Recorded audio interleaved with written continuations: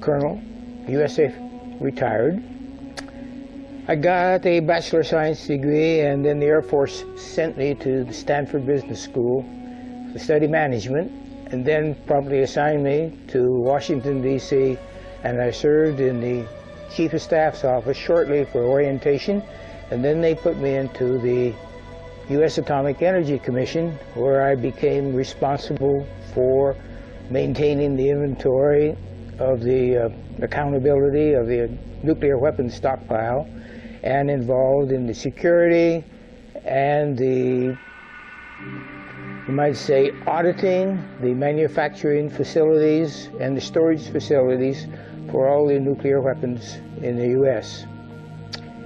And I was there, while I was there, I had my first incident with UFOs, which in mid-July they flew over Washington, D.C., and I saw my first 9 UFOs. What year was this? This is July of 1952. And then further on, I finally retired from the Air Force and joined the Boeing Company, where I was assigned to the Minuteman program, where I was responsible for the configuration accounting of all the nuclear fleet of Minuteman 1, 2, and 3.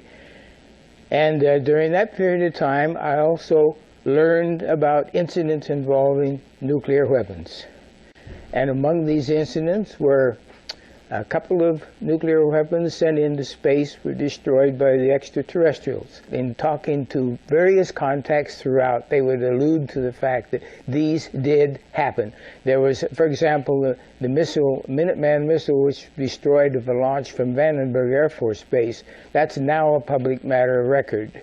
The one incident, for example, was they actually photographed the UFO following the missile as it climbed into space and shining a beam on it, which neutralized the missile. And this was recorded. It was all hushed up, and they split up the team that observed it, but of course eventually the news came out, and it was later published and confirmed it. In fact, they were taken so seriously that the reporters would often not report them because it involved so much bureaucracy and protocol and etc. They deliberately would not report them. Almost cases where the UFOs became identified, at least on a radar or with reports, why they would try to scramble aircraft to intercept them.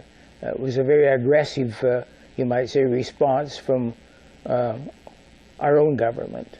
And that is their major concern, is to preserve the integrity of the Earth, because it affects their own system.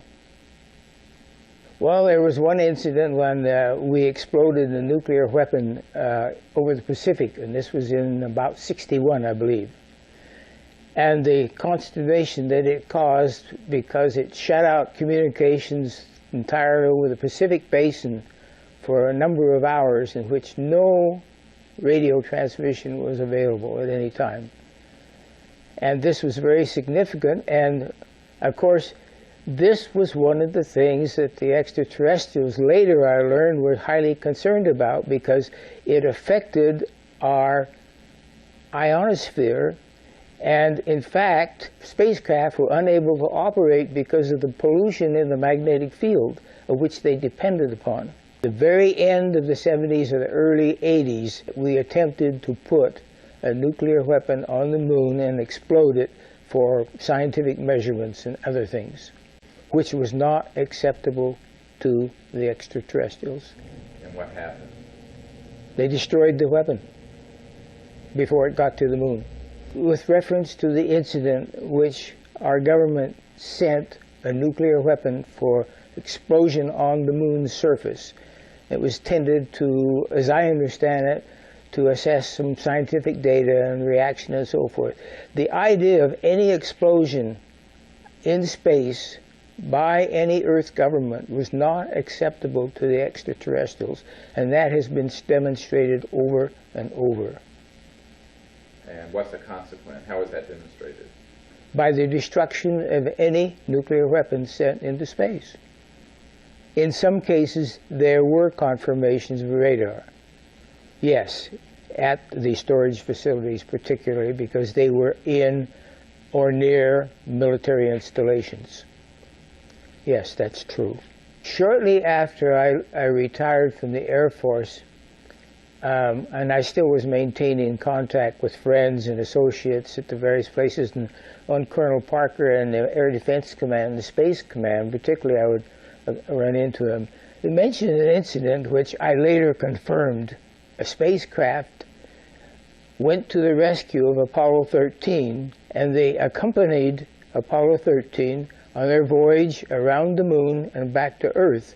And on 2 occasions, they thought they might have to transfer the crew to their spacecraft, but they saw them safely back to the Earth. People were interested in the extraterrestrial technology, very much so. In fact, that was the time when Area 51 became notorious.